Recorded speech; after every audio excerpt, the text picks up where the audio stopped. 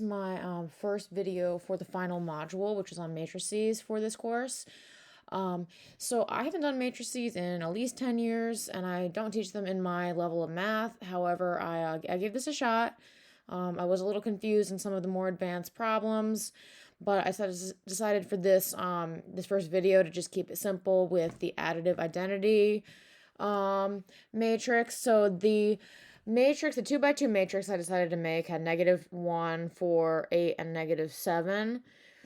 So, from what I understood from the material that we went through, our additive identity matrix, so it was almost kind of like with the identity property of addition. If you have 4 and you want to, have the identity property used, you would just add 4 plus 0 equals 4.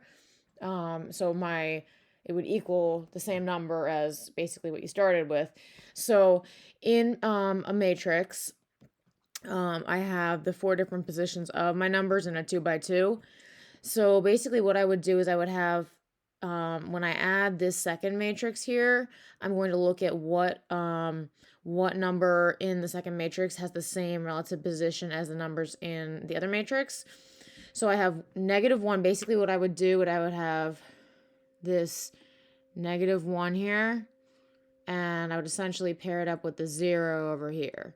So I kind of marked over here where I have -1 plus 0. When I use my integer addition, -1 plus 0 is going to equal -1. So that gives me the same number, the same -1 that was in my original matrix. So I'm just going to do a couple of the other ones here. So I have 4 and 0 are in the same position. 4 plus 0 equals 4. And it would be the same for each of the other relative positions in the matrix here. So I have 8 plus 0 equals 8, and then -7, the same thing there. So my typical identity matrix is basically a matrix with zeros in all of the positions for addition. So I wanted to show that it's commutative, so I could switch the order of both these matrices that I have originally.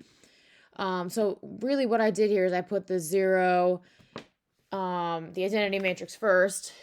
So I'll go back to my yellow here. I have this one, the 0, the -1. Even though I added them in the other direction, 0 plus -1 is still going to equal -1.